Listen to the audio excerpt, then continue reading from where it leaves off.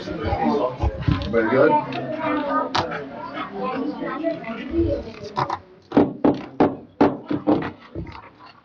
Good evening, ladies and gentlemen, and young men in the front. I'd like to call the September 19th, 2023 council meeting to order. This meeting is being held with the benefit of public notice as required by the Open Public Meetings Act. Madam Clerk, would you call the roll? Mr. Ty? Here. Mr. Carabelli? Here. Mr. Whalen? Here. Quorum is present. Please join us in saluting the flag of our country. Remove all hats, please. I pledge allegiance to the flag of the United States of America and to the republic for which it stands, one nation, under God, indivisible, with liberty and justice for all. May we please remain standing for the invocation? Dear Lord, may we follow your many examples of selflessness and compassion, and may we offer our services and talents to those in need. Let us pray, as always, for those suffering with loss of life or illness. May you provide them and their families with comfort and healing. As always, continue to bless our country and our township, and may we as a government represent the best interests of our community. We ask all of these things in your name. Amen. Amen. Amen. We're doing the H first. Before we start the meeting, I just want to advise that there's been an update to the agenda this evening. It's different from the agenda that was posted on the website. We are removing CA4, which is 23-383. It's a resolution authorizing a right-of-way use agreement between the Township of Hamilton and Comcast Business Communication LLC to permit access within the municipal rights-of-way for the installation of fiber optic lines in order to provide telecommunication services. Could I have a motion in regard to this update? Motion to remove CA4. I'll second that. On the motion, Mr. Ty? Yes. Mr. Carabelli? Yes. Mr. Whalen? Yes. Passes 3-0. Under consideration communication, C1 is the joint accommodations for the Nottingham Little League 8-year-olds. So it brings me great pleasure to read this resolution of commendation for the 8-year-old All-Star team right here in Hamilton Township, Nottingham Little League. And after we get through with both commendations, I'll make some comments regarding both teams. Resolution of commendation, 2023 Nottingham Little League 8-year-old All-Star team, New Jersey Little League State Champions. Whereas it gives us the utmost pleasure to express to all the members of the Nottingham Little League 8-year-old All-Star team, on behalf of the Hamilton Township Council and all the citizens of the Township of Hamilton, our sincere congratulations for a successful baseball season. And whereas the 2023 8-year-old All-Star team and Nottingham Little League captured the New Jersey State Championship title for Little League against Nutley, they closed out the season with an impressive batting average of 400, an on-base percentage of 600, and whereas this remarkable achievement culminates in an outstanding season and displays the hard-working, highly motivated team sportsmanship demonstrated by these young athletes. Therefore, be it resolved by the Council of the Township of Hamilton in the County of Mercer and State of New Jersey that this resolution of commendation be and hereby is adopted, honoring the following players: Dylan Barris, Luke Bordieri, Adrian Sicale, Joey Costello, Valor D'Ambrosio, Lucas Espinal, Ben Gallant, Dominic Otter, Giancarlo Rodriguez, Dylan Schaefer, Mason Scheretti, and Austin Taller. Also managed by Chris Taller, coaches Jeff Gallant, Steve Barris, Santiago Alfie Espanol, and Mark Schaefer for their outstanding contribution and for the honor they brought to the community by their sportsmanship and team play. And be it further resolved by the council that best wishes and hereby are extended to all coaches, players, families, and friends for continued good health and success in their future endeavors. Congratulations.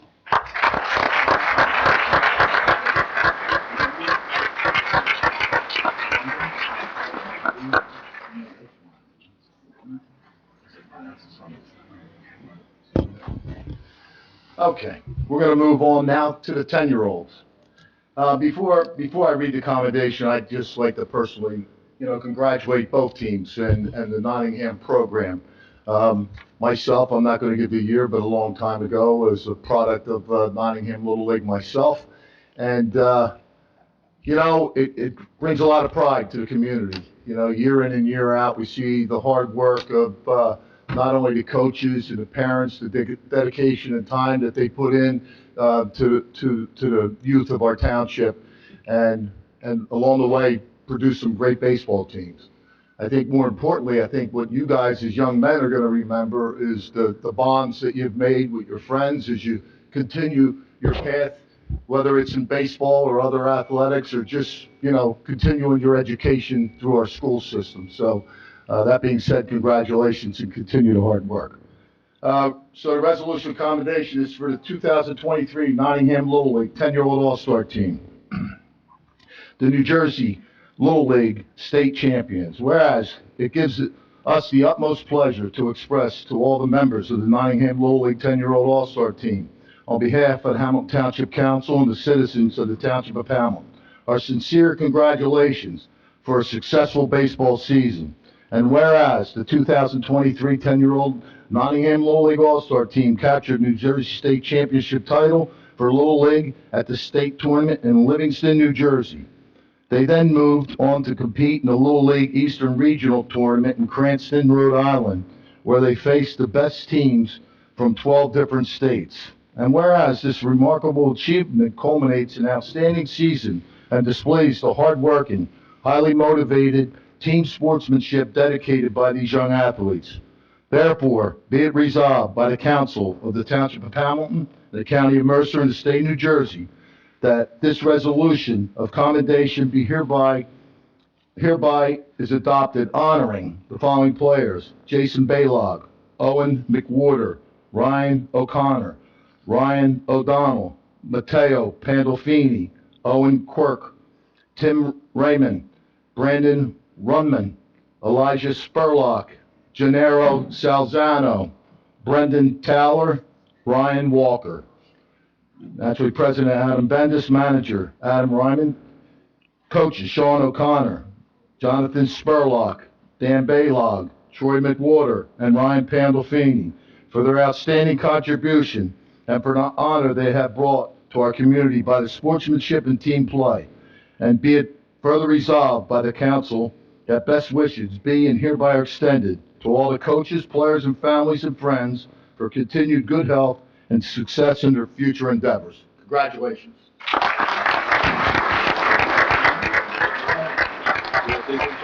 Just very quickly, I just want to say congratulations to all the ball players and thank you to all the parents and volunteers who made this opportunity possible for the kids.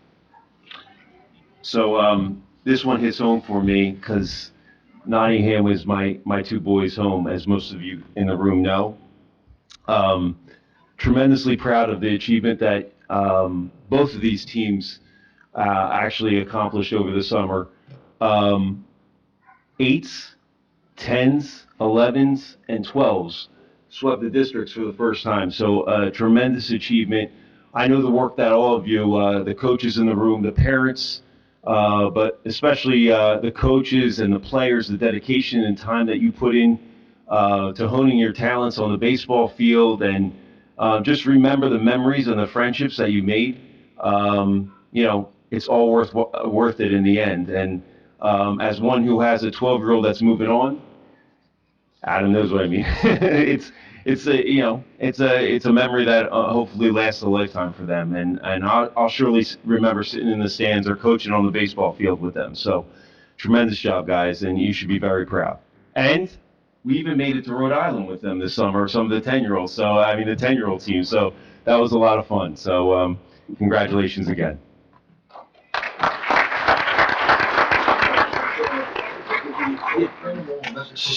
So if the coaches could help us, we have a copy of the proclamation for each player, and we'll get a picture with each team.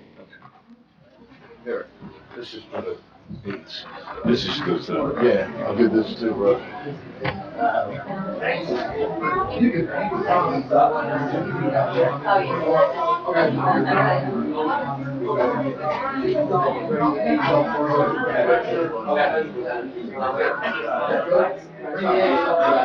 Chris, you can get it right here if you want. You can get them out after. Okay. We're gonna do a picture.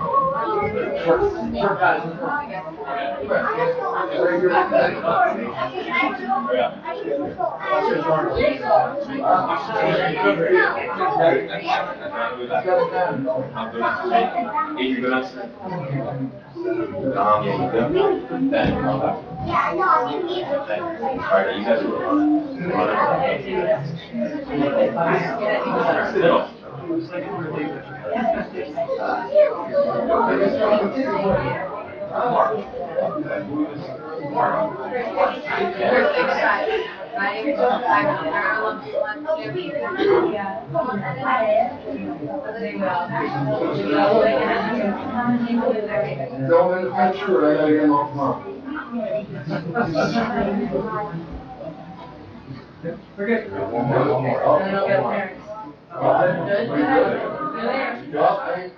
Here she goes. Good job, guys.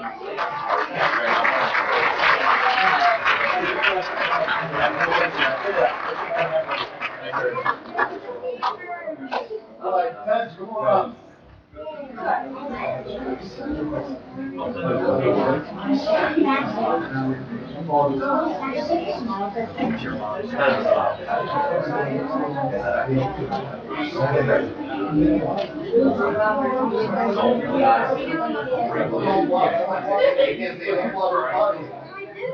What do you do? Yeah, slide in there. Tim, come on inside. Tim, come over here. There you go. So get one here. I'm getting out of the way for parents, don't move.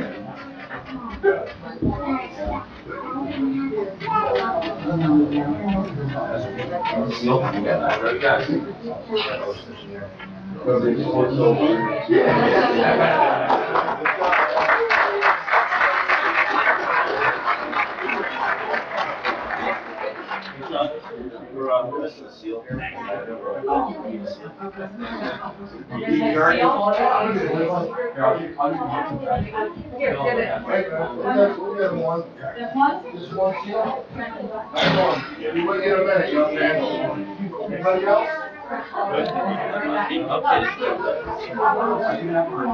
Allison, this one's not on the No, agenda? that's or- just get back to the mayor's hall. Oh, all right. Am I reading this? or No, this is fine. Not reading it, all right.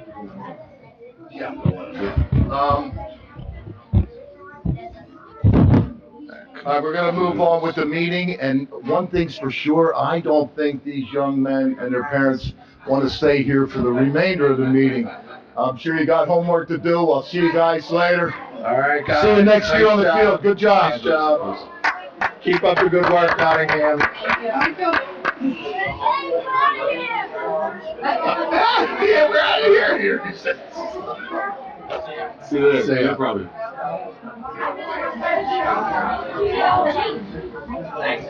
Thank you. Thanks, Al. All right. Thank, no problem.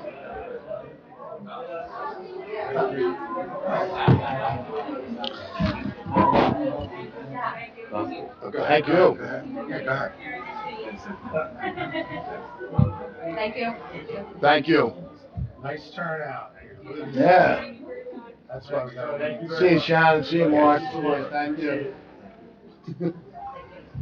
Sure you don't want me to stay? Yeah, well, just do me a favor, why don't you run out and get some coffee, how's that? See you guys. Thank you. See ya. Thank you for your time. Thank you. Thanks, thank you. Thanks. Hey,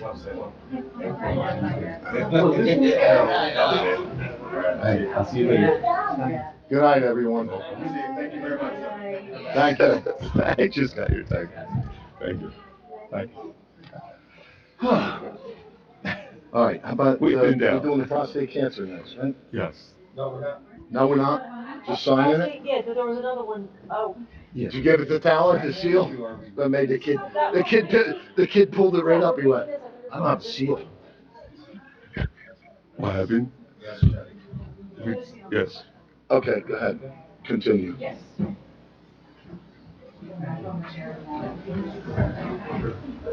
Okay, Allison. For your consideration, we have item C2 is a joint proclamation acknowledging September as Prostate Cancer Awareness Month, 2023.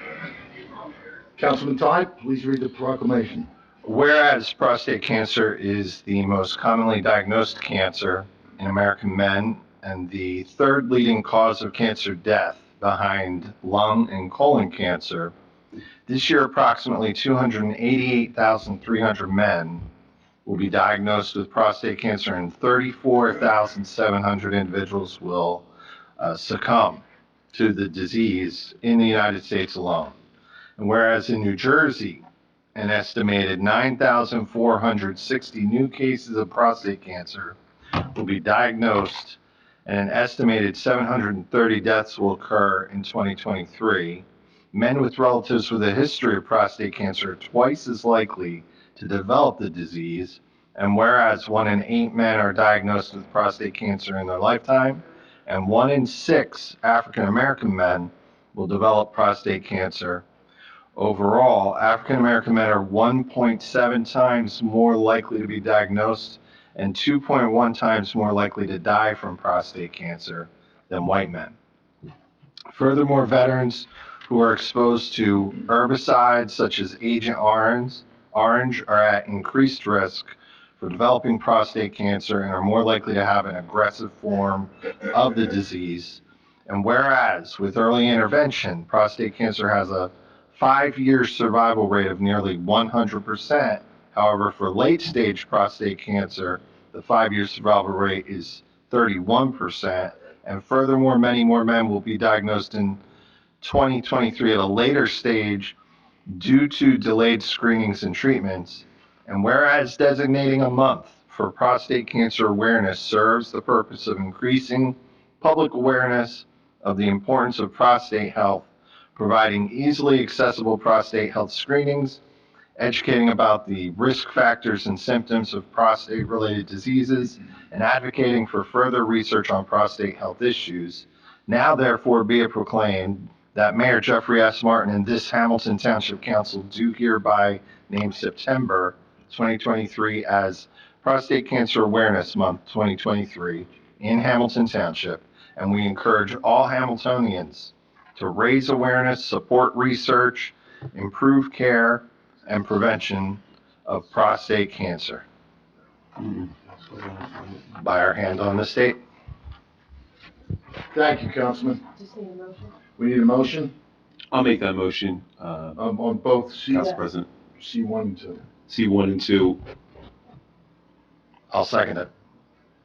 On the motion, Mr. Ty? Yes. Mr. Carabelli? Yes. Mr. Whalen? Yes. This is 3-0.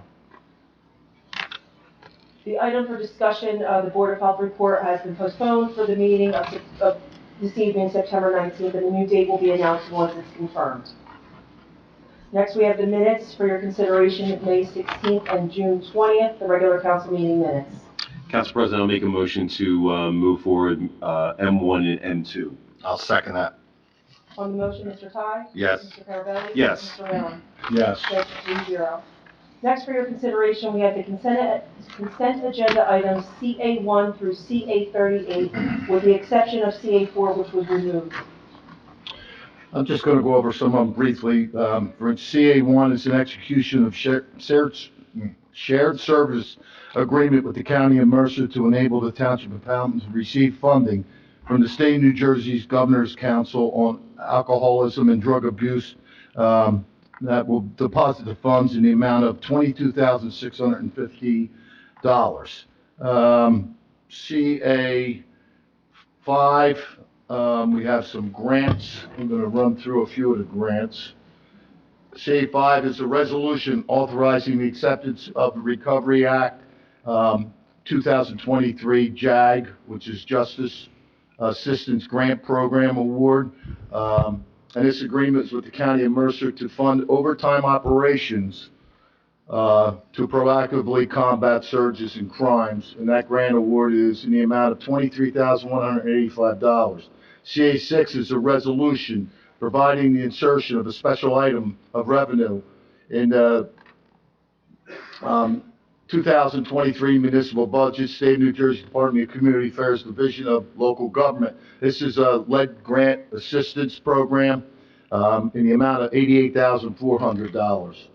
CA7 is a resolution providing the insertion of a special item of revenue in municipal budget, community block grant fund in the amount of $618,997.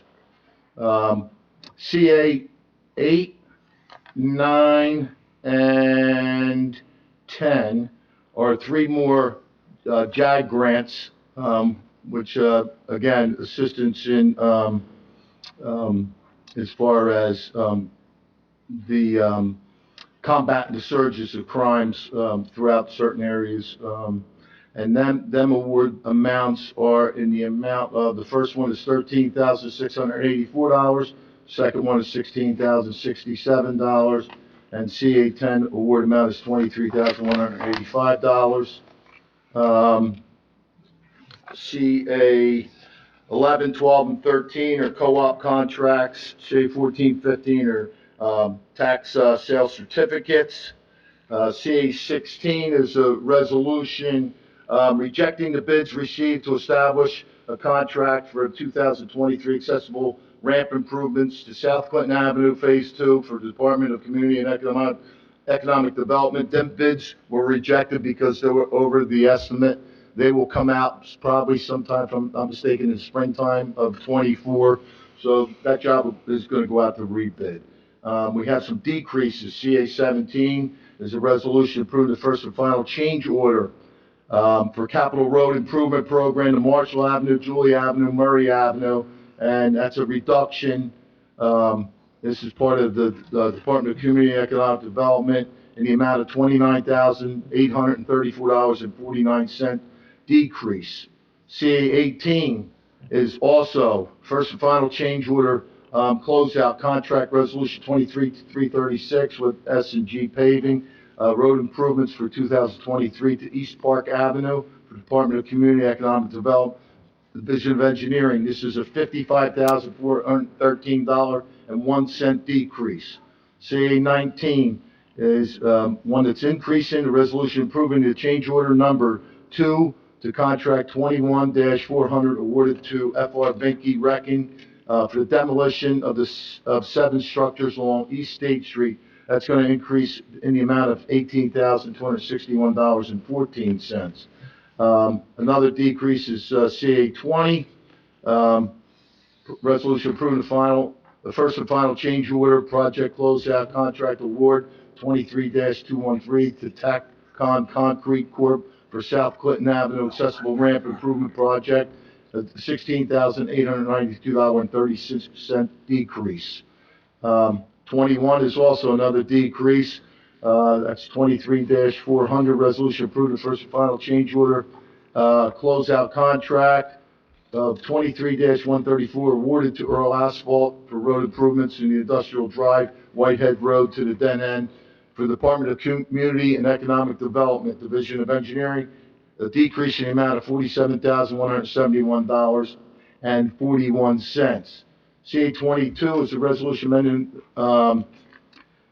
contract, resolution number 21-349, which authorizes a 3-year contract for the maintenance and repair of the Department of Water Pollution Control's treatment plant and pump station, heavy mechanical equipment,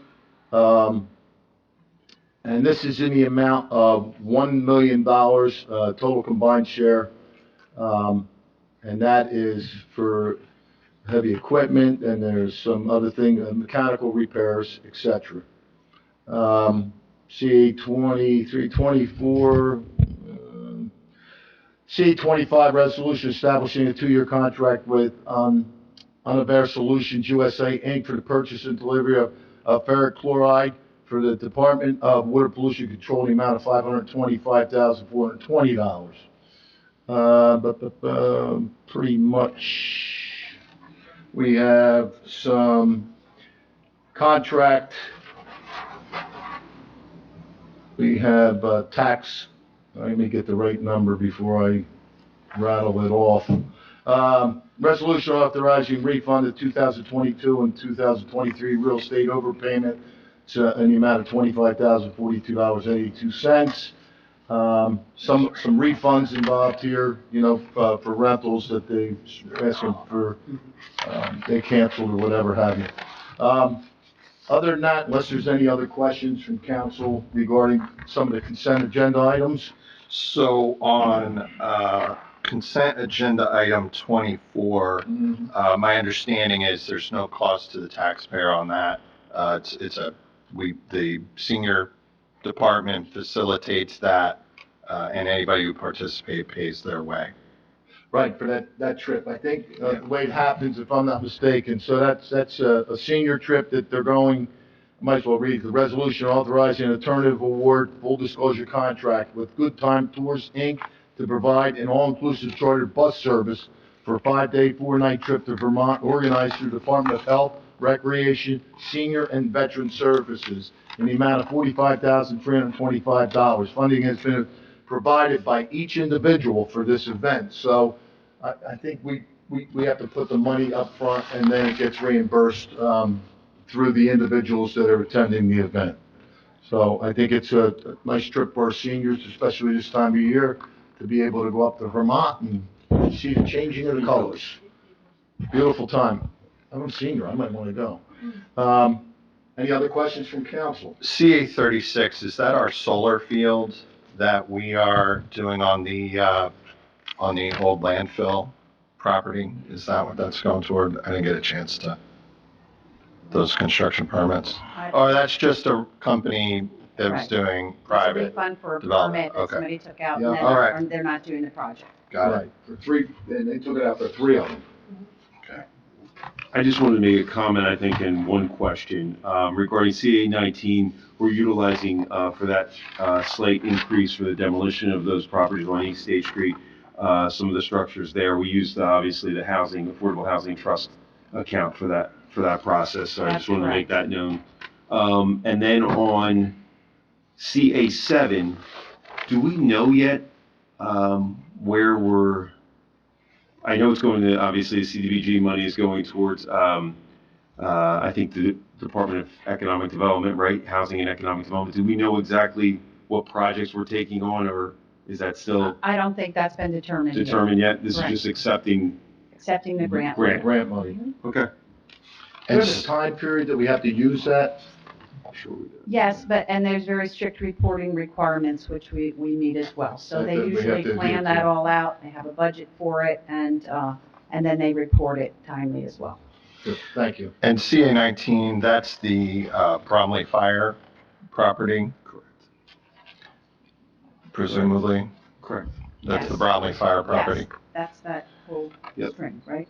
Yeah, we knew taking down some of those row homes would be tricky. There would be other Right. work in there that wasn't really apparent before. There are additional homes are coming down.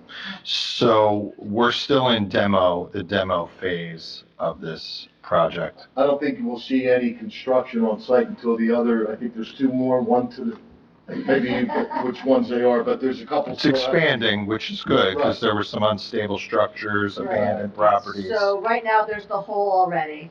There's one house to the left that we now own through eminent domain process, and then one house to the right, which we bought. Then there's 2 more houses that we already have. And so it's a total of 4 houses that we're continuing to take down. And then we're still determining whether we stop or if we're going to continue, depending on what we find as we're going. The fire, which happened over 10 years ago at this point, was much more damaging than anyone imagined. The roofs up above were not divided entirely with a fire-safe wall. It was open, which, as you know, with fire, it travels up and then expands. And without any firewalls, it expanded farther than we all thought. So the eminent domain case we won, and we own it now. And we finally the one to the right, we bought because the tenants who were living there moved out, so we were able to buy the house there. Well, at the end of the day, the expanded scope is just going to provide us a greater opportunity to provide modern, affordable housing That is absolutely in replacement of what was really just degraded housing there. So I commend the administration for their stick-to-itiveness with this. I know it's been a tricky puzzle to piece together with that. Thank you, Councilman. Any other questions on the consent agenda? Seeing none, I'll open it up to the public on the consent agenda items 1 through 38, excluding number 4, which was removed. Janice? Yeah, as soon as... Janice, we couldn't see you behind the 8-year-olds. Thank You you. were I hiding shrunk back there. 2.5 inches, yes. That's why you couldn't see me. Okay, you did a very good job explaining everything, except we skipped the one I was concerned about. Which one is that? Number 23, is this to make Nottingham Ballroom a place that you could rent for those special services? Special events, and like, so we own it? Yes. Yeah. Yes.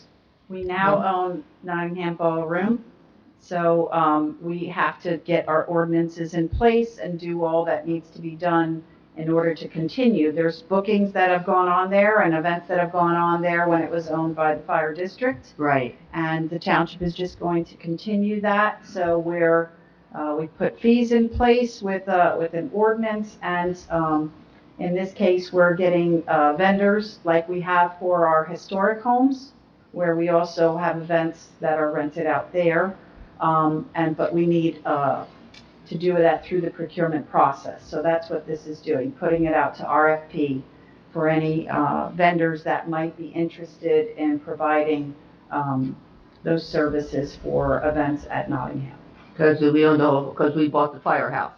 Yes. And there's still Correct. the firehouse, Colonial, still the firehouse, not Colonial, Nottingham. Nottingham. Still a Oh, firehouse. Yes, Yes. But we own the ballroom, yes, Yes. The whole the whole building. building. So we're controlling the ballroom, not the fire Correct. company. correct, Okay, so we're doing the renting out and all that stuff for the special occasions. correct. Just like Saying Gardens or any of our, Oh, okay. Grafton House. That worked out well. Okay. we'll And, see. and just a follow-up question, because you got me thinking, Janice. On this one here, we can award one or multiple, like we have for Yes. Saying Guards, we have 3, I think, vendors, if I remember correctly from the I last think time. we're I down to 2. 2 now? For the Okay, historic homes, Okay. that's correct, but, this can be as many as, apply and that are qualified, okay. right, that meet the requirements. Oh, okay, very good. Thank you. Thank you, Jen. Yes, sir. Hi. You want me to sign in? Oh, you don't have to at this point, you can just state your name. Okay, Walter Andrew, Thank you, sir. and I'm the owner of 326 Lyda. This is CA 15 on the agenda. Right? And I was actually here at the last meeting, and somebody came in and offered an alternate bid, which is lateral law. And during that time, first of all, let me start by saying that, I agree the council has full authority to rule on this. So you're free to do whatever you want. I'm not here to try and change your mind about anything. I just want to make several comments on the situation and explain a couple of things. First of all, I didn't know. First of all, Nadine's my sister. And unfortunately, when she was up there speaking last week, when she was asked whether she was related, she said no. And that was a mistake. And I think it was just a spur of the moment thing. But subsequent to that, it got us thinking it might be an issue. So we actually consulted with 2 attorneys, one who actually did the foreclosure that transferred ownership of this property to me about 10 years ago. And both of them said that unless there was some agreement between us where she was acting on my behalf, there was nothing illegal about it and nothing, as far as I see, unethical. And I can tell you, without any doubt and without any concern that that certainly was not the case. What the case was I'm familiar with the property, having owned it, and unfortunately, I got in financial straits from 2008 on that really almost put me belly up. And so the kind of things you don't do is you don't pay the taxes. And it got to the point also where the market was so bad that it wasn't even worth what the taxes were that accumulated. So I kind of was stuck with the property. But when I was notified that that there was a bid on the property and it was for considerably less. It was for less than 20,000. I thought, well, that is reasonable. And I just told my sister that, you know, it's an opportunity for an investment. I know the property. I think it's worth that. I don't think it's worth what was owed on it up to that point, which is why I didn't pay the lien off. But I thought that at that price, or somewhere in that range, 20,000 or so, I thought certainly it's worthwhile. So I told her about it, and she agreed. So she said, no, I'd be interested in doing that. So we actually came to the meeting. So that's how we got here, and that was the situation. And like I said, I can tell you that I would not do anything intentionally to violate any law, but which is why we spoke to a couple of different attorneys. And in fact, had anybody called us, which she was expecting a call, but she never received one until she called in on Friday. She would have disclosed that she's related to me. She's my sister. It was a mistake to say that. So getting to that. That being said, I'd like to make a few points. First of all, when I read the ordinance, the law that said that somebody could come in during city council and offer an alternate bid, I was initially surprised, but then when I thought about it, I said, well, this is not surprising, because throughout the tax law and the certificate and sale laws and so forth, it's clear that the purpose of the law was to help the municipalities. And so the law gives a lot of leeway to the municipalities and gives them preferential treatment against, say, an outside lien holder. And so in thinking about that, I said, well, you know, what is the municipalities, what do the people running the municipality, the city council, what do they want to do? Well, they want to do what's best for their citizens. And if you're selling an asset, what's best for your citizens? Well, to get the best price you can get. Okay, so that all makes perfect sense, and her coming here basically gave you the opportunity to do that.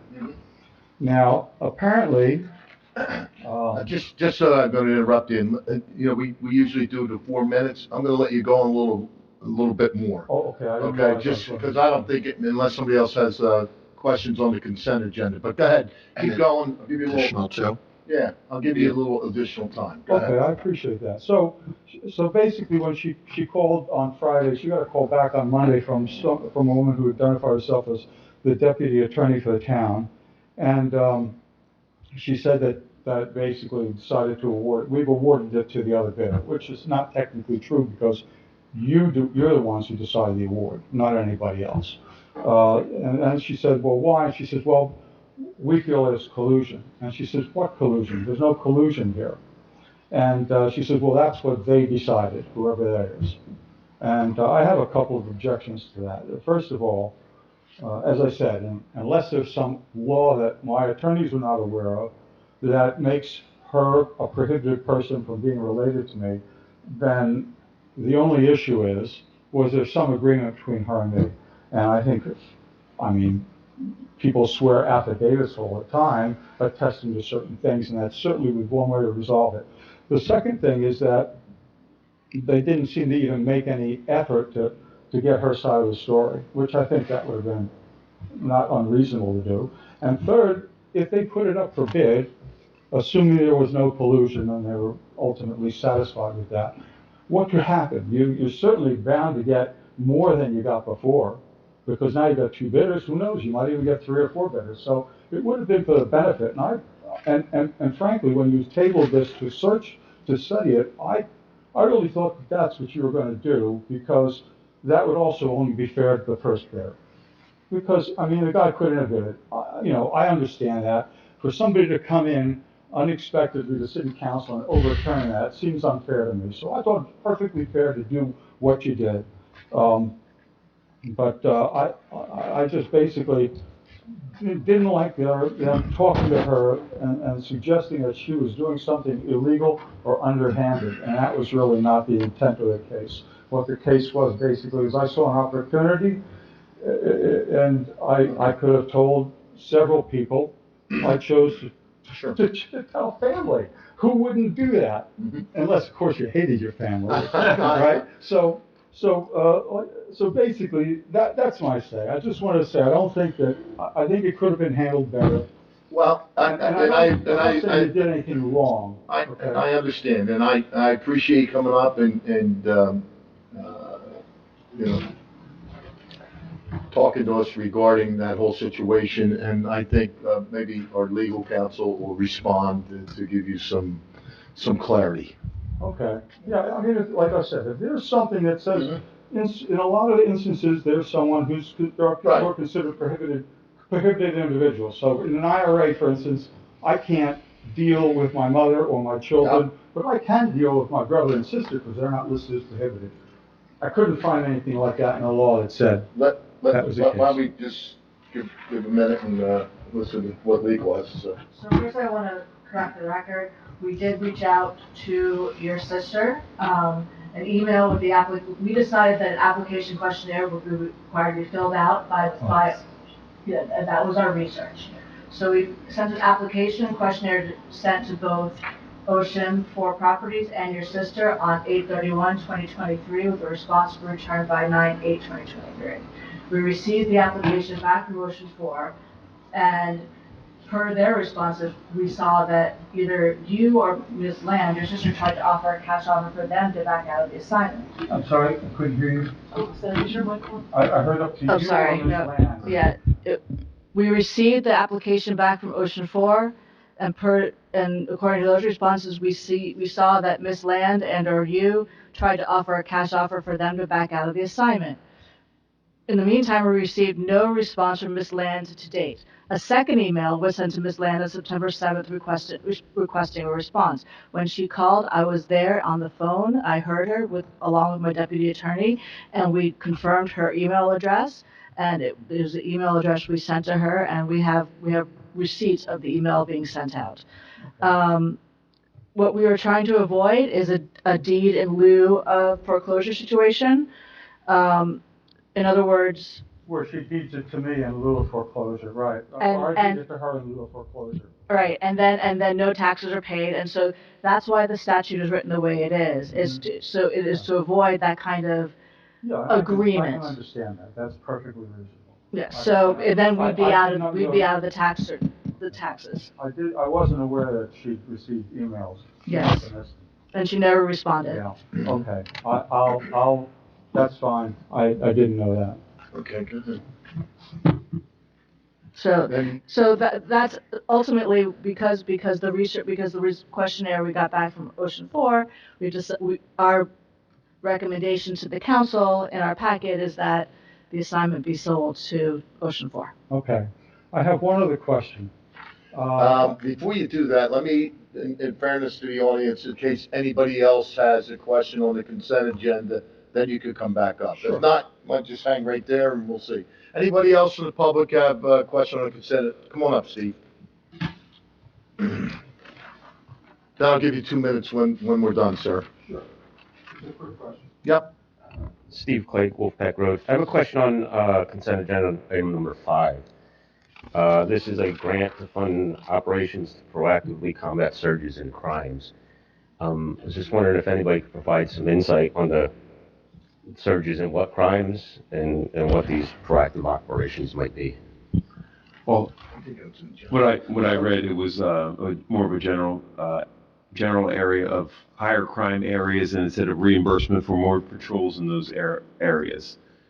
And we have had some spates, some like the catalytic converters. Increase. We had a surge of those crimes. So, you know, extra funding may be warranted when we're seeing those types of incidents clustered together in a certain area. So it's basically just more active patrols.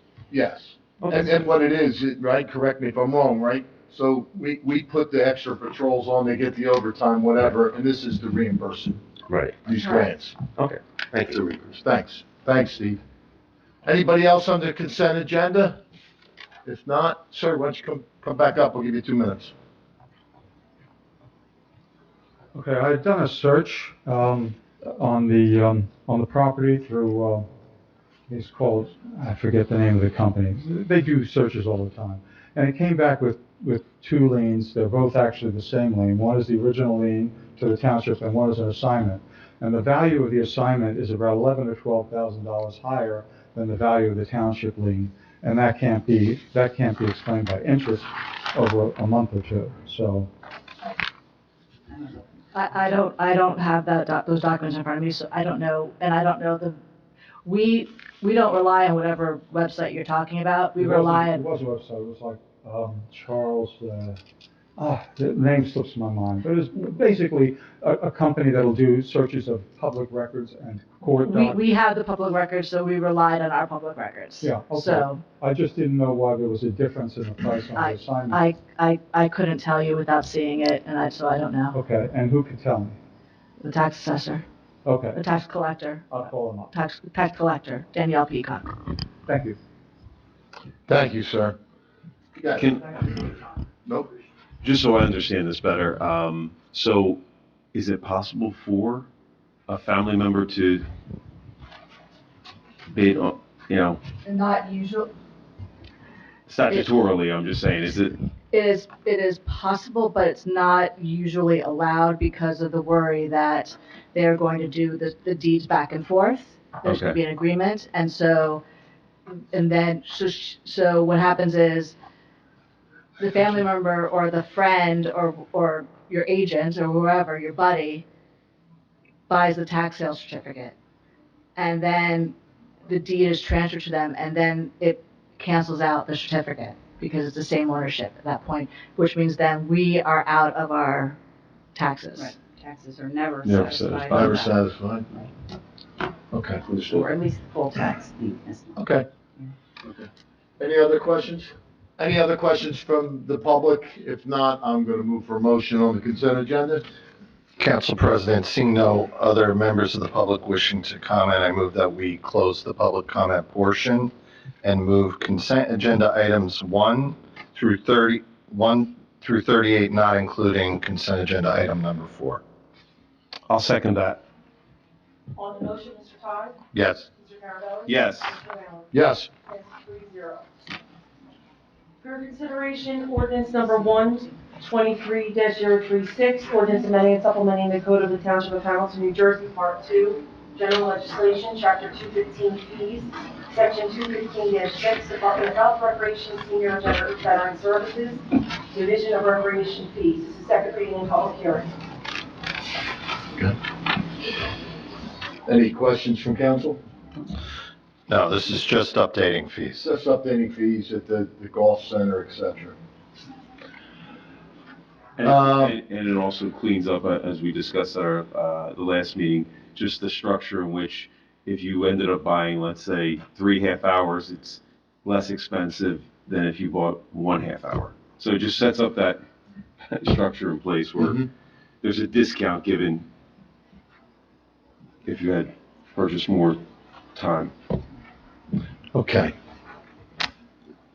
Seeing no questions from council, I'll open it up to the public. This is ordinance number 1 on the second reading.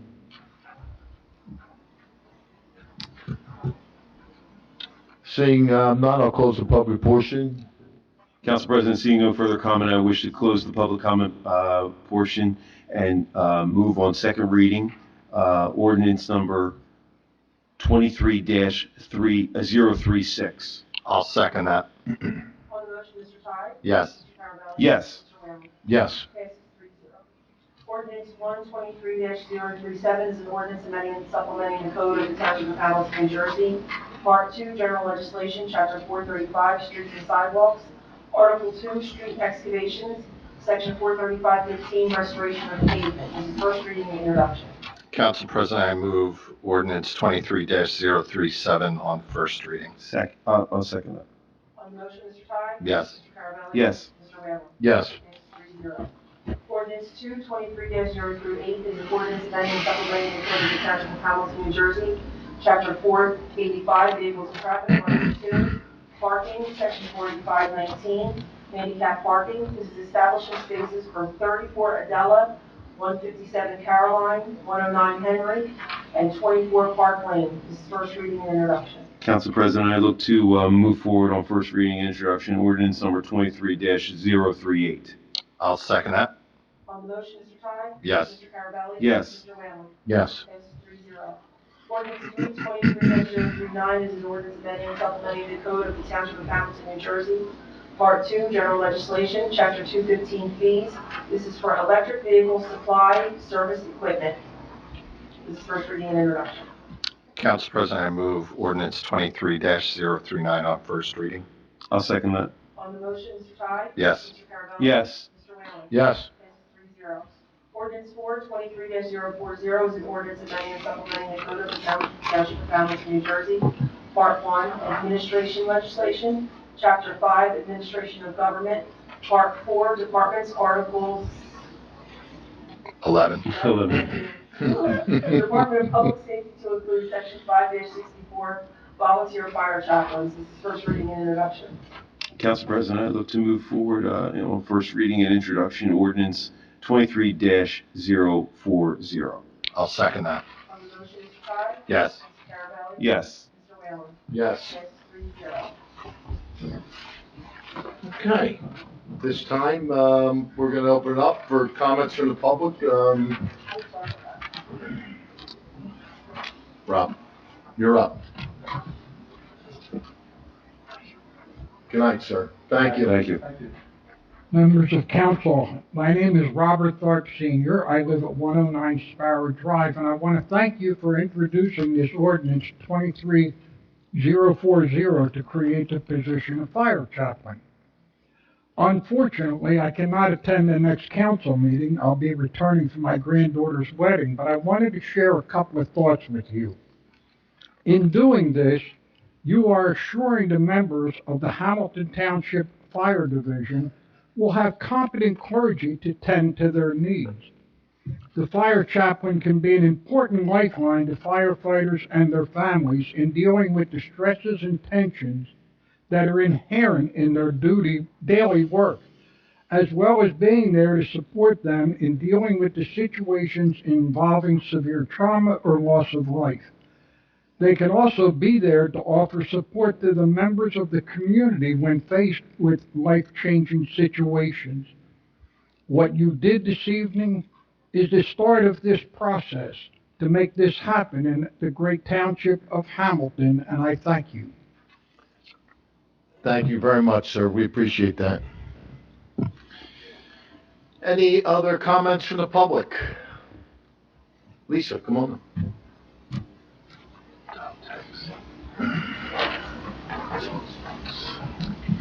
Lisa Williams, Briner Lane. Good evening. First, I want to start by thanking you, Council President, for taking time out of your day to come to my home and take a look at the issues that I've reported that were not addressed, and then to go back with Director Dumont, and hopefully they'll be cleared. But I wanted to publicly thank you. I certainly spend my time pointing out things that go wrong, and I wanted to thank you for taking time out of your personal time to come and walk my property and see what I live with. So thank you.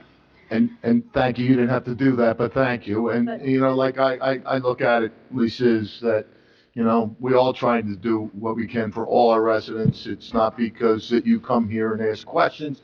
We want to make sure that we take care of all our residents the best we can. But I appreciate your I comments. just think everyone should know that I appreciate what you did and that you did that, and you didn't have to, but you did, and I appreciate it. And you're welcome. I was glad to do Issues it. are still there, so hopefully it will get addressed, and I know that Director Dumont does follow up on things, so I'm just trying to be patient. Now on to other things that I will have questions or comments on. I haven't seen anything come out from the health department or the shelter yet. I've asked several times, I think the last 2 meetings, about could they do a post that tells the public where to call when for animal-related issues, animal control issues, what will or will not result in a response. And I'd kind of also like to add to that, given the most recent scenario of my property, could we also get what will or will not result in a police response and what guidance the dispatchers are given? Because it is, we should know. Because every time I don't call, the health officer says to me, you should have called the police. So then I call the police and it's not a police matter. So I don't even know what I'm supposed to be calling the police for. So we haven't seen that yet. So I can answer real quick. You're correct. That's a perfect explanation of what happens on average or can happen when the calls come in or when you need to make a call and you're not quite sure. So there's a couple parts to it, and I haven't ignored your requests here or any other time that you brought it up. In fact, we just had a staff meeting today, earlier this morning, with Director Fitzgerald, and I brought it up. She said they're still tweaking it.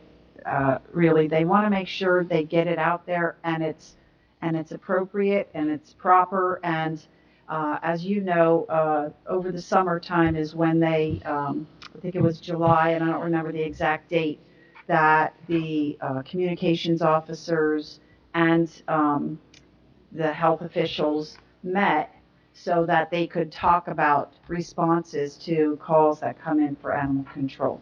So they were even tweaking it as late as this past week.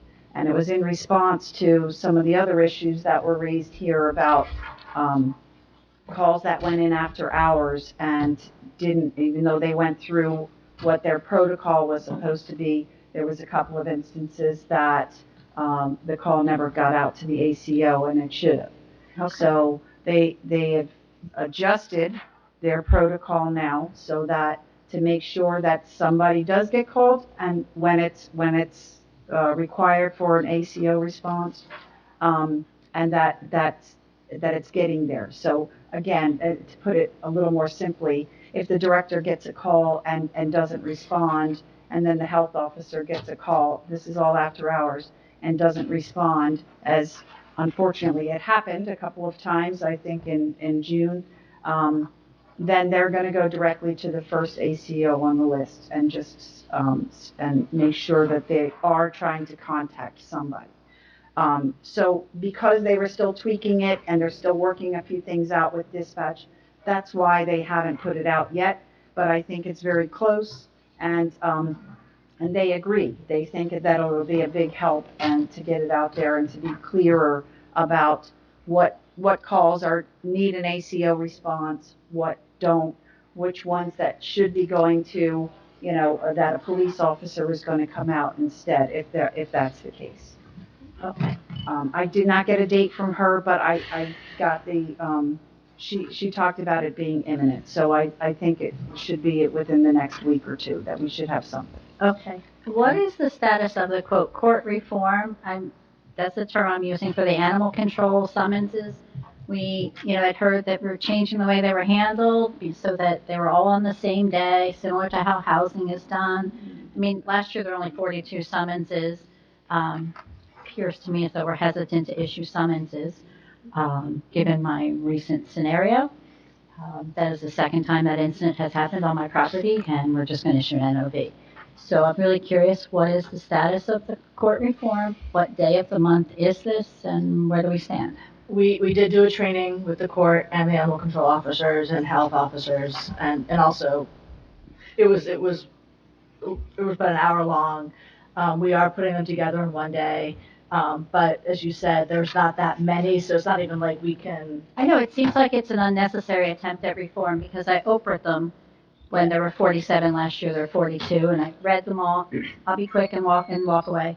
And some of them are, if your dog was at large, you also got one for not being licensed. So how many incidents are there really, and is it needed? Right, and so, if they are brought before the court, the licensing issues, the rabies, all of that needs to be done. They can't just pay the ticket anymore and not be registered and all of that. So that's been communicated and established. In terms of due process, usually it's notice of violation first and then a summons. So we do it step by step so that hopefully there is compliance before there's punishment. But I know. But You're on the email too. Yeah. That is the second incident of that dog, second response for animal control. and there is no summons, you're going to issue a notice of violation. The third, seems dramatic, but you saw the video. My dog was behind the house on the patio when that dog dragged its owner to my fence. I have video of my backyard showing the dog on the patio. I was at the shed, like what the heck? Not exaggerating, children walk dogs. Parents pushing strollers walk their dog.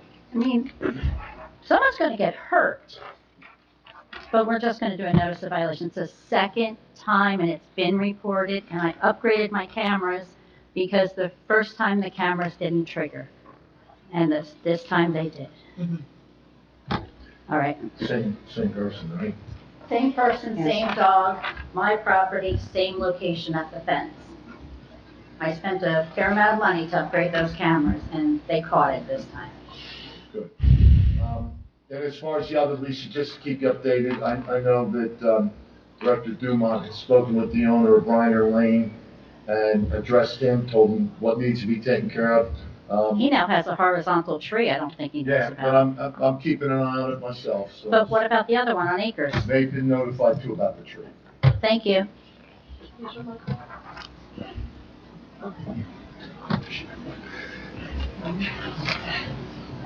Any other comments from the public? Come on up, Janice.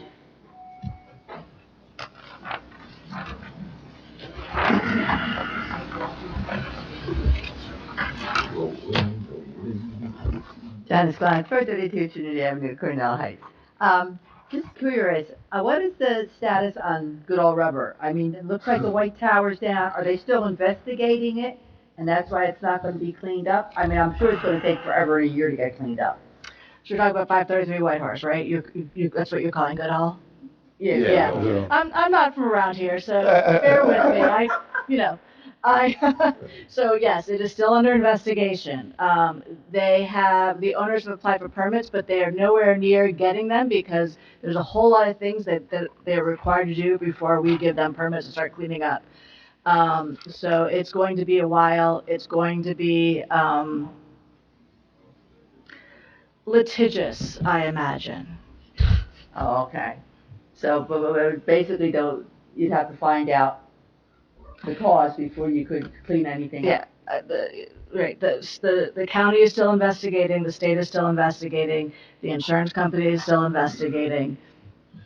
There's a lot of investigation. You know, and the sad part is, and we'll probably be talking about this probably a year from now even. Probably is. You know, with situations like that, you know, fire, whatever the cause was, naturally, we don't want to speculate, but,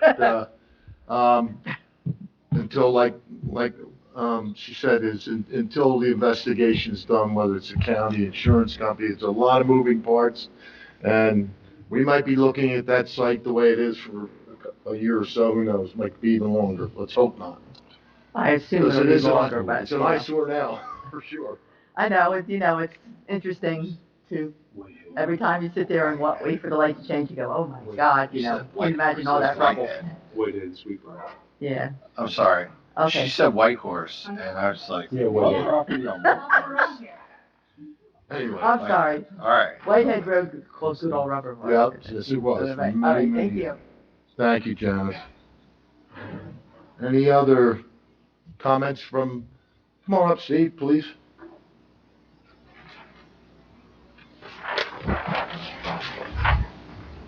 Steve Clegg, Wolfpack Road. I think Kathy addressed what I was going to come up here and talk about mostly. The three incidents last time about no response from animal control, with at least two of those incidents involving injured animals. But there was also the question that had happened just before last meeting of the two dogs that were locked up at 611 Park. And we were going to get an answer on what happened with that, because according to the person posting for help on Facebook about it, they had started calling the shelter or the police department at around 1 o'clock, which was, 2.5 hours before the shelter closed. And I did get the Oprahs back from that, and if you listen to the calls, there were actually 3 incidents in that time period that people were calling for animal control, not just those 2 dogs. There's a dog at Sains Park, and there was another one, I believe, at Cougar Park. I could be wrong there. None of them got any answers. One of them, the caller brought the dog to the shelter herself. I forget the other one, but there were still the two dogs at 611 Park with no response for at least 6 or 7 hours. And if you listen to the calls, the police department was tied up all day with this. At least 2 or 3 dispatchers, the sergeant, like everybody calling every place around because our ACOs weren't required to respond. So, and these were dogs at large, is that Yes. what you're talking about? Yeah. So, and again, I apologize that I didn't bring that here tonight because we did look at it, but I don't remember what the outcome. I think it was that no response for, and I shouldn't say what I think, but I know that there was, one of the calls, and it might have been this one that's the two dogs there, that they contained the dogs Yes. and waited for them to come, for the ACO to respond. Yeah, but that was 6 hours Well, again, that they were contained in a space where it was just over 90 degrees with no food or water and no acknowledgement that anybody was actually coming to help them. well, let me check on that for you, Yeah. and I'll reach out to you too as well, and then you can even bring it up next meeting as well. I'll let the council know. Yes, please, yeah, if we could find that out, if anything, get back to Steve, with the results. I know you don't have your notes with you, but. If that Yeah, person I'm started sorry. calling at 1 o'clock, I was at the shelter at 1 o'clock. There was an ACO at the shelter at 1 o'clock. So, but that's unusual, because Yeah. if the calls do come into the shelter, they answer them there, Yeah. so. And that's why I'm kind of curious where that broke down, because that particular ACO almost always responds, even after hours, so that he wasn't notified would be a little concerning. Okay. But more than that, we've been talking about this a couple of years, and each time we've talked about these issues with dispatch, we're told there's a policy that they follow, and it's being updated and whatever. When I opened for that policy, and I did double check with Brittany, who loves when I do that, there is no policy for dispatchers to follow. And I'm curious how that happened, or why we keep getting told there was a policy when there apparently isn't one.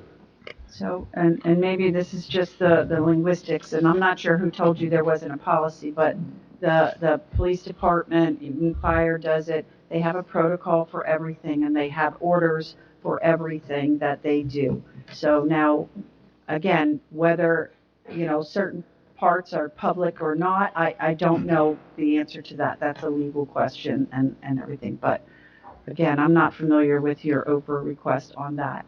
However, I think that once we'll have to ask the chief as to whether he's going to release what the protocol is for animal calls that come in after hours to dispatch. But I would assume that he could do that.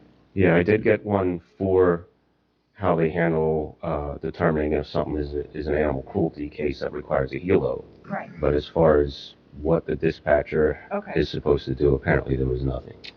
Steve, you referring to after hours or during hours? Now, it Either. sounds like either or, right? Either. If the dispatcher So gets a you're wondering call, what the protocol, I should get close to the mic so they pick it up.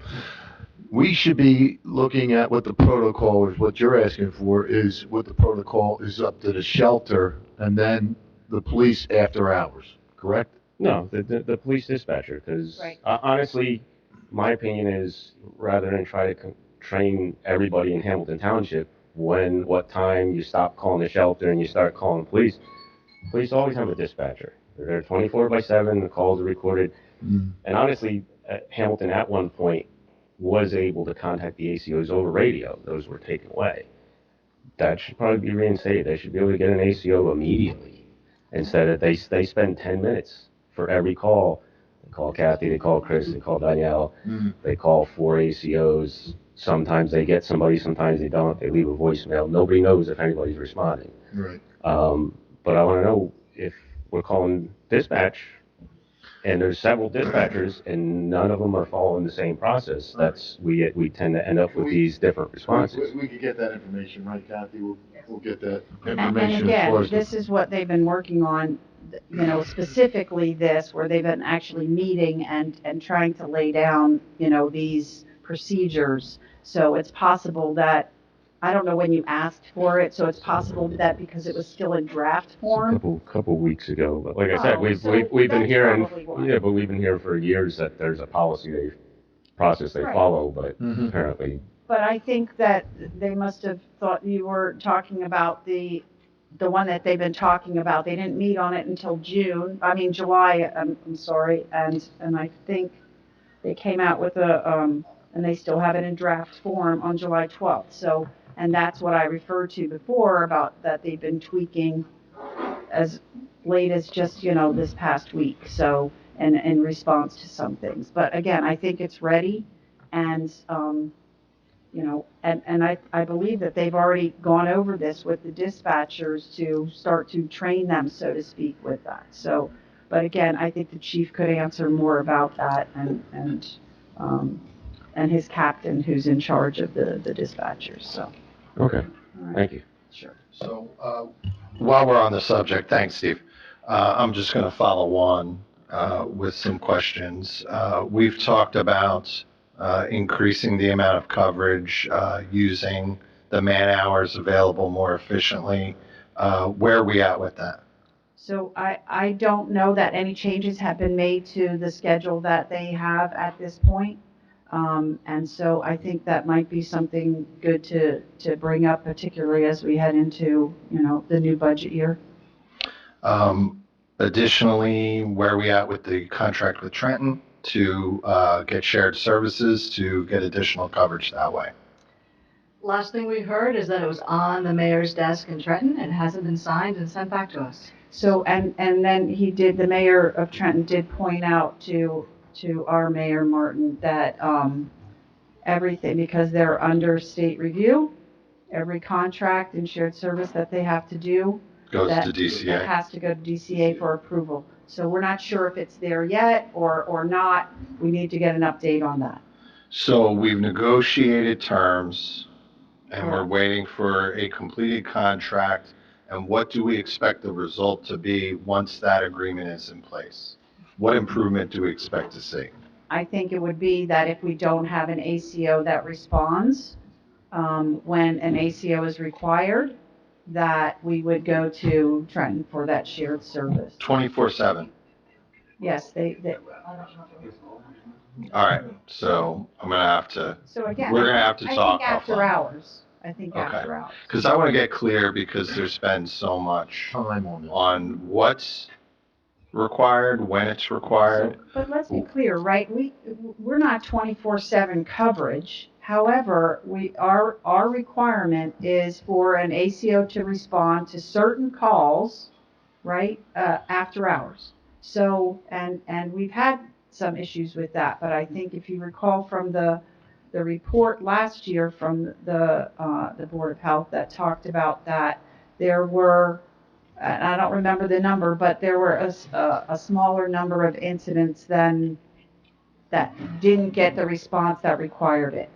And a lot of the confusion comes when somebody calls in and they think an ACO should respond, but it's not something that an ACO is required to respond to after hours. So again, I think this will help in terms of, if we don't have an ACO that's available after hours and cannot respond when it's required, then Trenton would, because they do have somebody that would do that. And Alyssa, that caveat of when an ACO is required and when an ACO is not required and when a police officer is going to respond and when they're not going to respond, maybe you can help us gain some clarity on that, perhaps a memo to council so that we have it spelled out in black and white, because we hear one thing, we hear another thing. So it'd be great to get some clarity. We can do that. It'll be attorney-client privilege and not. I appreciate that. That's fine. Yeah. But Yeah, some I clarity think can we start definitely with agree. this body. I agree, 100%. Any other questions or comments? Lisa?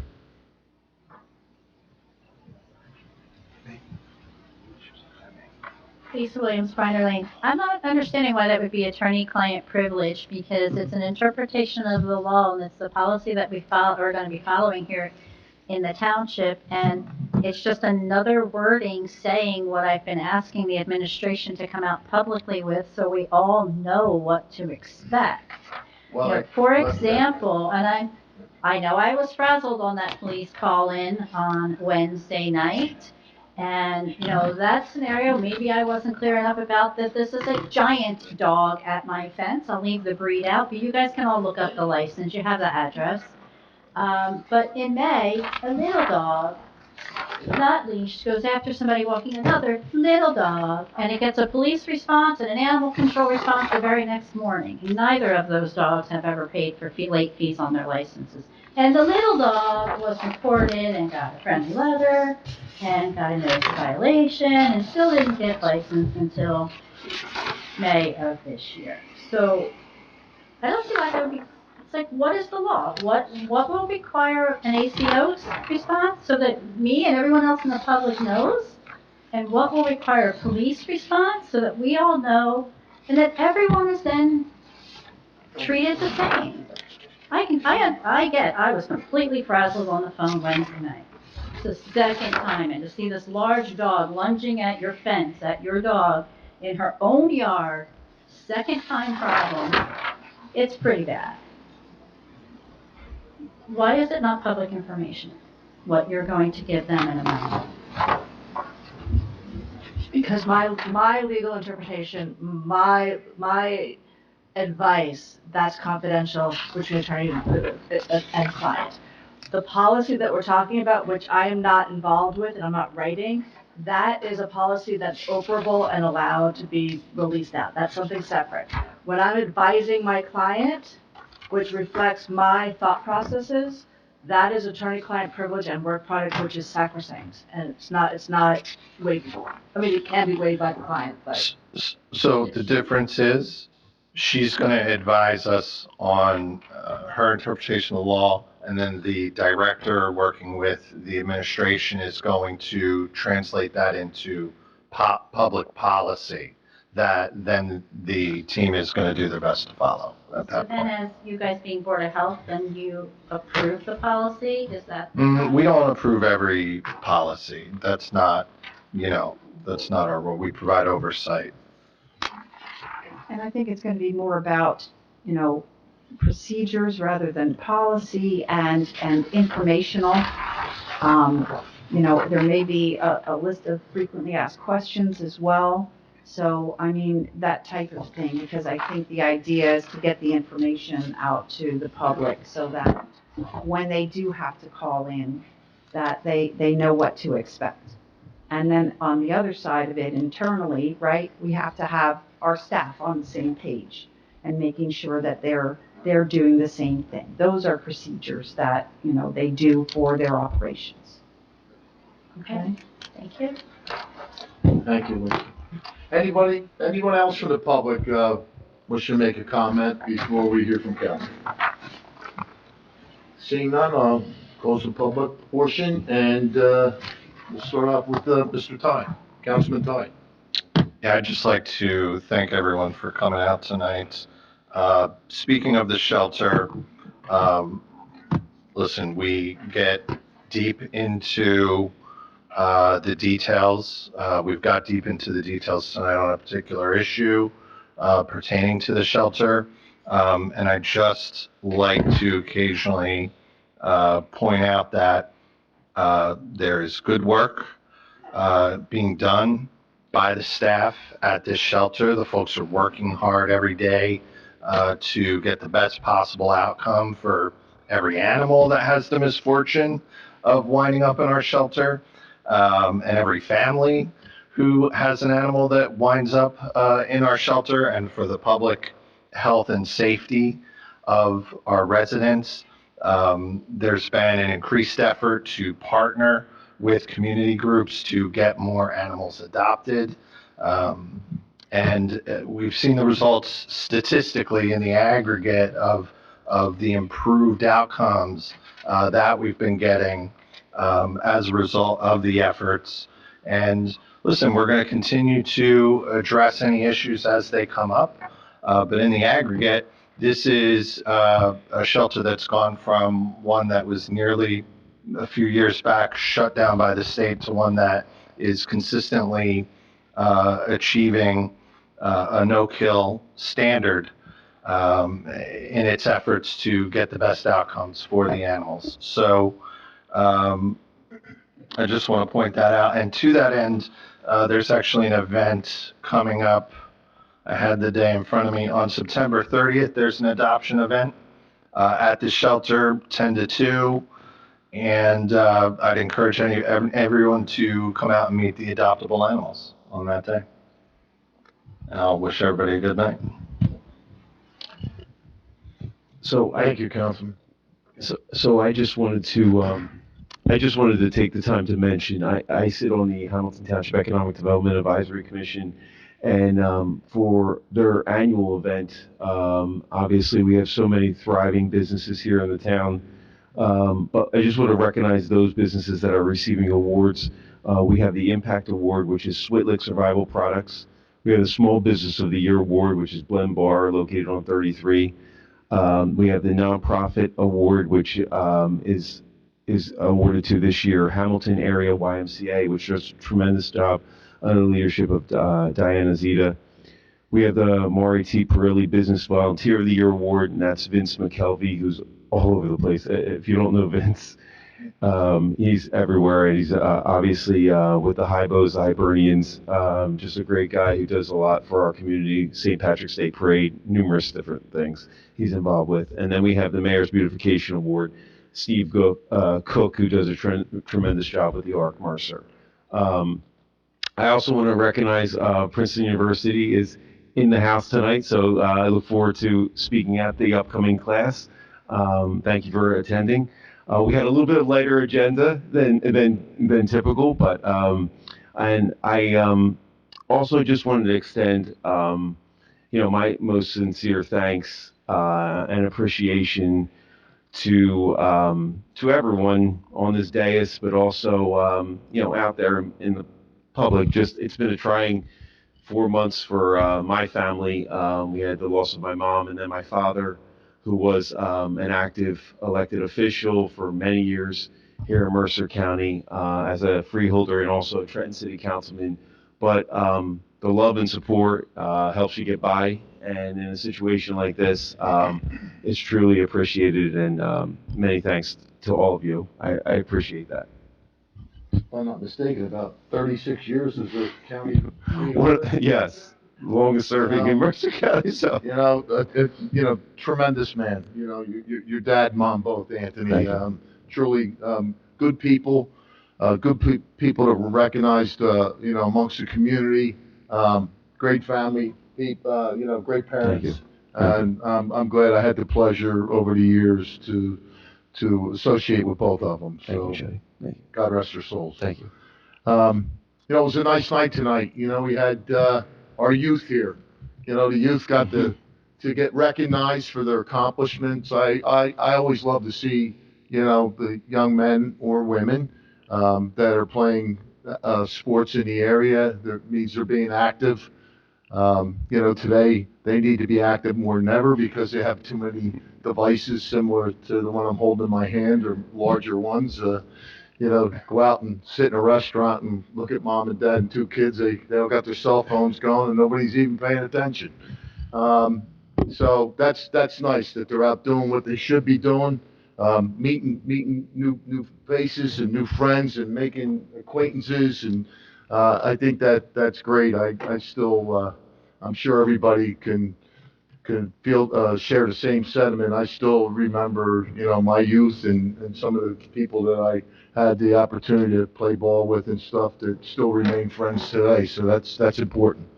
Other than that, we as always we have good meetings. We have our residents come that keep us up to date. We're gonna do the first reading for our chaplain for the fire department, which is long overdue. I'm glad that's being done. And the fall is amongst us.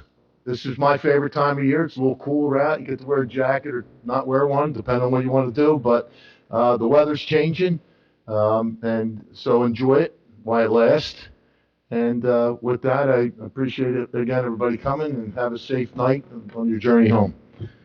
With that, I close out the meeting for tonight. Thank you. Meeting is adjourned.